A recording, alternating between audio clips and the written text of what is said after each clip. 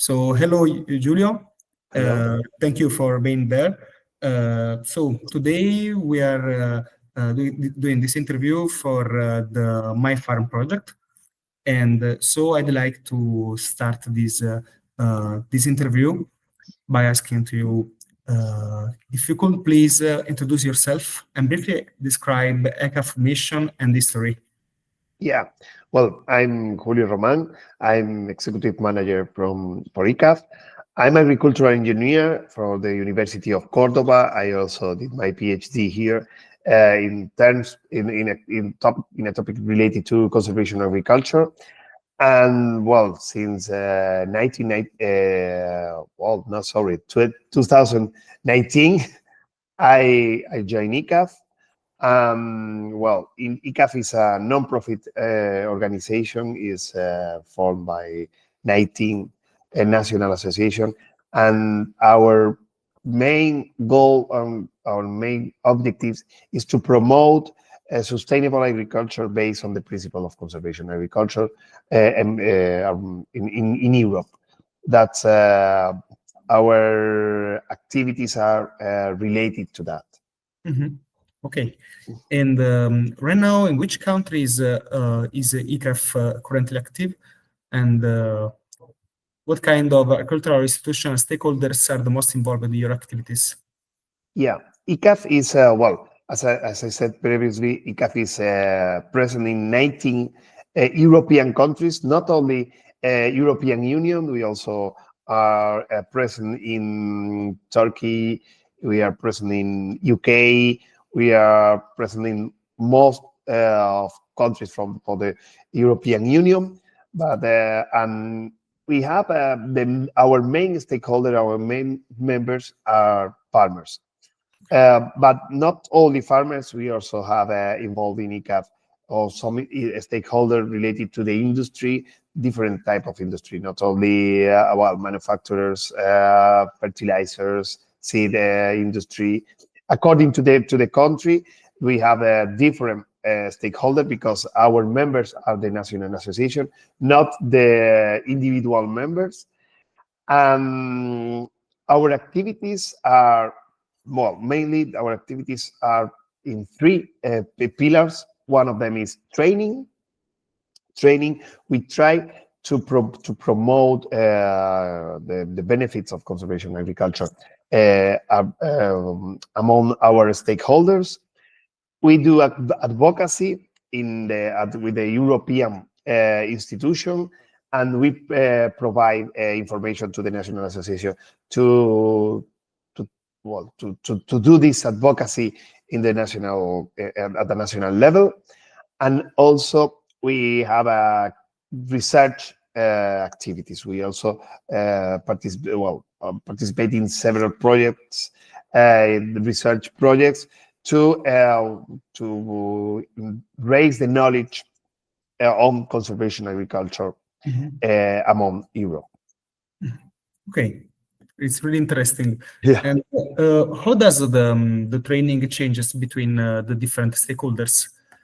Yeah, well, the training is well, we provide information. The trainings, we collaborate with the National Association, preparing field days, learning activities, online courses, different type of training activities that we can reach more people. We can we can highlight the real conservation agriculture, because sometimes it's well, the European farmers have a lack of knowledge in this kind of practices in this system, and we have different, according to the level of, or according to the stakeholder, we have different levels of training activities. I've also seen the website of ECAF, and there is a lot of material that is also available for free. Like I've seen many videos and reports that were really interesting. Yeah, we also develop and we try to produce some kind of materials. Unfortunately, the web page is not update. Okay. every day, but we need to update the web page. But we prepare or produce training activity, training material, videos, also reports. Sometimes these reports are funded by private companies that co-sponsor this report, and sometimes this training material came from different European and national projects. And thanks to our network, we have a high network, and our national association, the implementation of the national association, we have a lot of material in different languages. Ah, okay. That's very important to highlight, because it's easier for farmers to understand Mhm. how to do the transition from a traditional agriculture in a sustainable agriculture. Yeah, of course, and also because usually people may not know English. Yes. So yeah, so it is really useful. And Yeah, and in case you need it, sometimes it's not in our web page, but the link, you can link to the National Association web pages, and you can download a lot of practical and interesting information. Mhm. And which are the main languages that you use? Yeah, the main language in ECAF is English, because it's an Mhm. European. Our action is European, and European language is English. But we have a very strong group in Germany, Austria, Switzerland that speak German, and Spanish. The Spanish Association for Conservation Agriculture is Mhm. also strong one, and and the Spanish, as the Spanish Association produce a lot of information. And now the Greek people is producing and elaborating good material for training. Okay, okay. So now I'd like to go a bit more in depth regarding conservative agriculture. So I'd like to ask you, so ECAS promotes conservative agriculture, but what are the fundamental practices that that characterize this approach? Yeah, well, yeah. When we talk about conservation agriculture, we I prefer to talk about the principle of conservation agriculture instead of practices for Mhm. conservation agriculture, because conservation agriculture is not a practice. It's a system. It's a full system. It's a chain of your mindset. So and it's based on three pillars, three principles that are avoiding or minimum soil disturbance, only disturbance the soil to place the seed on in the soil. Mhm. The second principle is keep the soil covered or maintain the soil covered along the year, during all the year, and diversification of species. Mhm. According to these three principles, we have some practices that are the main practices in conservation agriculture. For annual crops, is no tillage, but not no. It's direct seeding, or that when you should include or combine different type of practices, no tillage together to keep the soil covered, and crop rotation. This is Mhm. the main, or the main practice for the annual crops. And for perennial crops is the use of ground covers, in between the trees. So that's why we always prefer to talk about the principle of conservation agriculture, the Mhm. base of conservation agriculture, instead of practices for conservation agriculture, because these practices sometimes need to be adapted to the local condition. Mhm. Okay. And regarding all these principles, why when you want to make agriculture more conservative, what are the benefits of this kind uh, of Yeah, agriculture? yeah. Well, introducing conservation agriculture, introducing the three principles of conservation agriculture, you cover the three dimensions of sustainability. But if we focus on the environmental benefits, we have a quick impact on soil health, because when you reduce or avoid tillage and keep and maintain the soil covered with the residues for the previous crop, you reduce erosion, increase the soil organic matter, improve natural fertility in the soil, because you are increasing the microbiological activity and the biodynamic activity in the soil. Well, related to water, improving filtration, you are creating or preparing, improving, it's better to say, improving the soil structure. And when you improve the soil structure by avoiding soil tillage, you improve the soil structure, and you can catch more water, can hold more water, and the water infiltration is higher, reduce, improve water use efficiency in terms of biodiversity by avoiding soil disturbance. You, the, not reduce the disturbance to the fauna, edaphic fauna in the soil, and also you don't destroy the net, the net for the wild bees, that is very important for pollinators. And one thing is very important now, it's related to climate change. And it's immediately affect when you reduce tillage, when you apply or introduce conservation agriculture, you reduce the emission. You reduce emission, CO2 emissions to the soil, to the atmosphere, sorry. Yeah. And that's very important, because you reduce fuel and energy use, you reduce the emissions into the atmosphere, and also you are increasing in a medium long period the soil organic carbon in the soil by maintaining the coverage, the residues from the previous crop. And in terms of financial and social, well, you save time for social benefits, and in terms of economic benefits, you at the moment when you avoid tillage, you are reducing fuel needs, and you are saving money. The yields is more or less the same, yeah, even higher after 10, 12 years, but the cost, you reduce the cost, so the profitability for farmers increasing around 50%. Okay. I'd like to ask you also, you mentioned that you can reduce the emissions.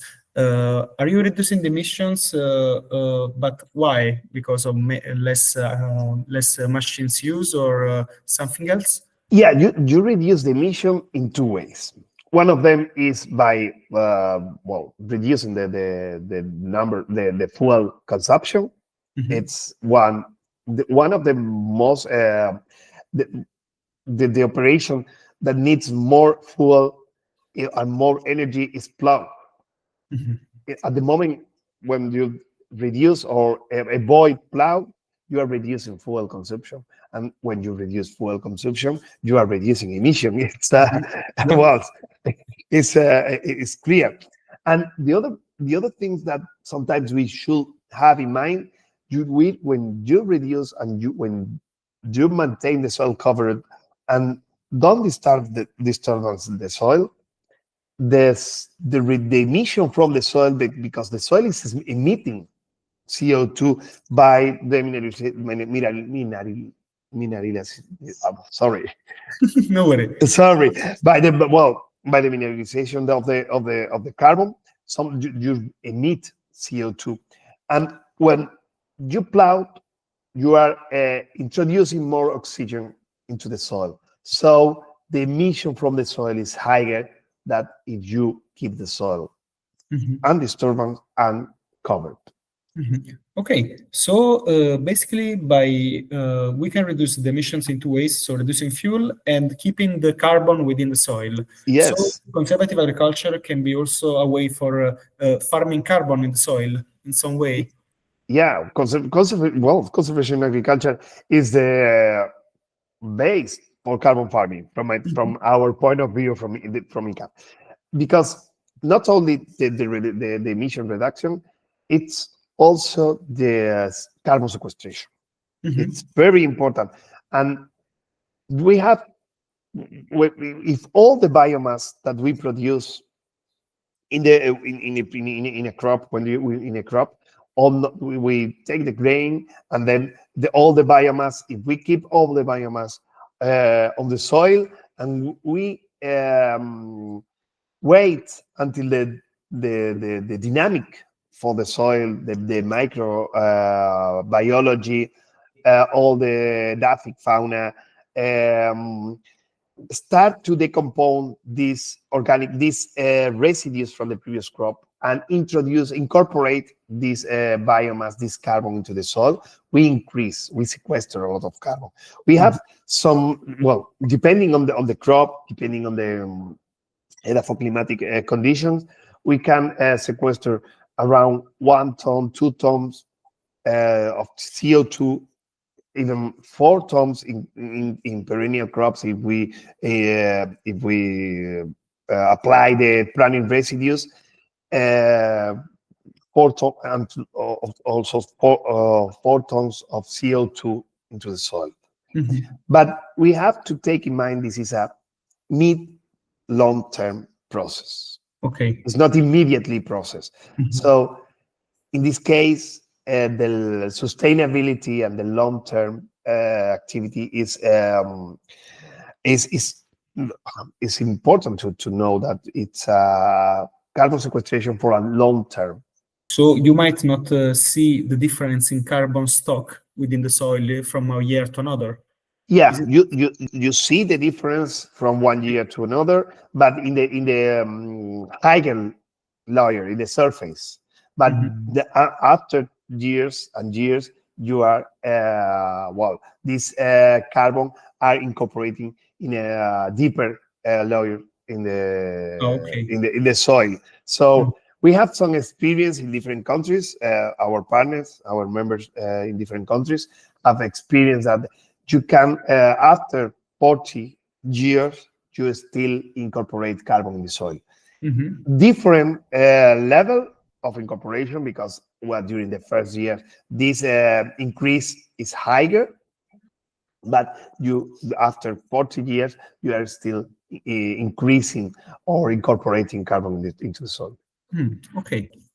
We have seen that carbon farming is a really important addition of conservative agriculture. Uh, do you have worked on some project related to this topic? Yeah, now it's our main Ah, topic that okay. we are working on. Also biodiversity, but we work in several in some projects. We are involved in. We are a member of the consortium of 3 soil mission projects. Mhm. One of them is Credible. Is one project that the idea is to create tools for the European Commission for all the stakeholder on carbon farming. And we are responsible to prepare and to organize a guidance of carbon farming practices for different type of land uses, not only agriculture, also forest, agroforestry, and Mm. peatland. That is very important. We are focused on agriculture, but we work on that. We are also involved in life project. That's the key point is not carbon farming, but it's part of the project because we are talking about sustainable agriculture, using precision agriculture together with conservation agriculture to reduce emission and to adapt farms, adapt agriculture, and in this case is in cereals, Mhm. adapt cereal production to climate change. And also, we are also involved in a Erasmus Plus project named Sea Farming, that the idea is to create an environment to train people in carbon farming tools. So Okay. carbon farming now, it's a part of our main Mhm. activities. Okay. And regarding your perspective, what are the main obstacles that are limiting farmers for using conservative agriculture? Yeah, well, it's difficult to answer this question because Mhm. we have there are some clear barriers. That is, one of them is the machinery. When Mm. you do the transition from traditional agriculture or conventional agriculture to conservation agriculture, you need a no-till seeder, and the Mhm. price of no-till seeders are, well, higher than the prices of the conventional seeders. But that's for one of the main barriers. Another one is lack of knowledge, because Mhm. sometimes farmers are reluctant to change because they need knowledge and they need some advice, but real advice, not sometimes one field day to explain everything. No, they need some advisors that accompany them during this transition and help us to adapt the system into the local condition. But Mhm. sometimes it's difficult. And the third one is well, political issues. Sometimes conservation agriculture is not well known by the policymakers, Mhm. and well, some now, thanks to thanks to the Green Deal, the Commission and the national governments are understanding the importance of maintaining the soil health Mhm. and readapt the different system or agricultural system. And but we need more support from this from governments. Unfortunately, farmers work according to the subsidies and according to the cap and according to different aids and the different policies. And farmers need more policy support Mhm. and, well, some aids or subsidies to help us to do this transition from conventional agriculture to conservation agriculture or regenerative agriculture. Okay. Yeah. For you, in your opinion, which is the best way to support the farmers? Also, for what ECAF can do. Yeah. For me, the best way is not subsidies, Mhm. direct subsidies. For me, the best way is to create an extension service, Mhm. European extension service with good professionals that know well what's conservation agriculture or regenerative agriculture. It's well, we can talk about that later. Um, to help them and accompany them. And when farmers need some advisory, when farmer needs some tools, this extension service can help to do this transition. For me, Mhm. that's the most important thing that can increase or raise the adoption of conservation agriculture in Mhm. Europe. And this extension service should be should be public, not private, because sometimes this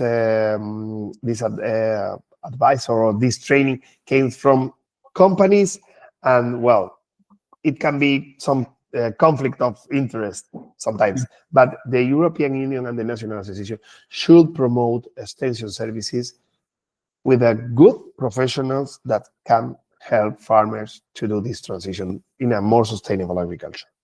Okay. But right now, are there some extension services or support that farmers can have for free? or there is anything else? Well, depending on the country.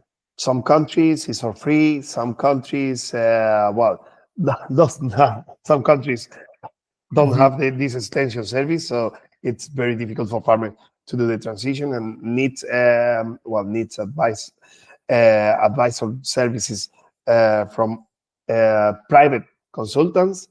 And well, my point of view is farmers should pay not too much, but because they make it more consequent with the this adoption.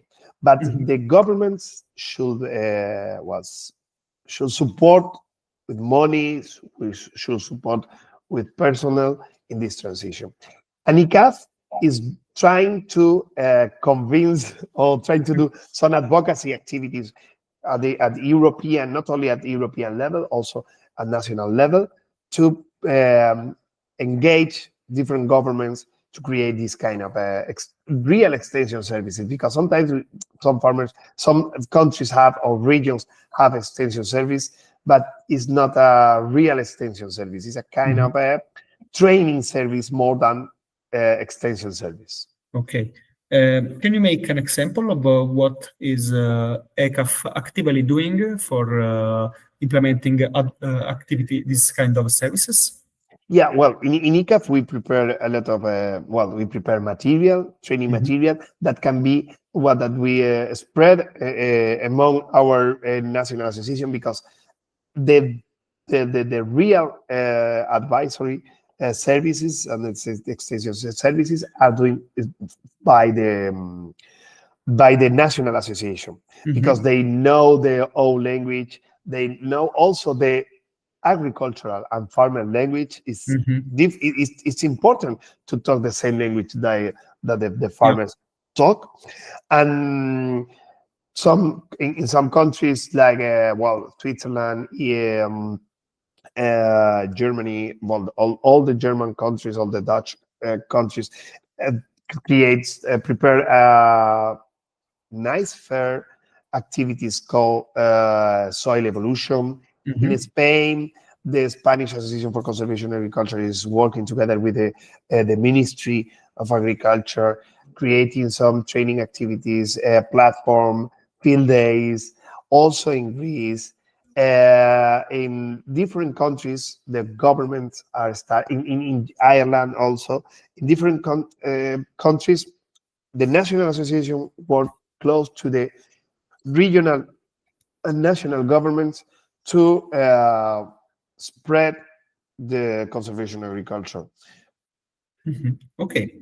And I have another question. This is more regarding the farmers. So, how do you think that the perception for of farmers regarding to conservation agriculture is changing, or is it changing, or it is still the same in your opinion? Yeah, well, it's changing. Well, Mhm. during the past decades, past years, farmers were reluctant to change due to the investment on machinery, due to the lack of knowledge, Mhm.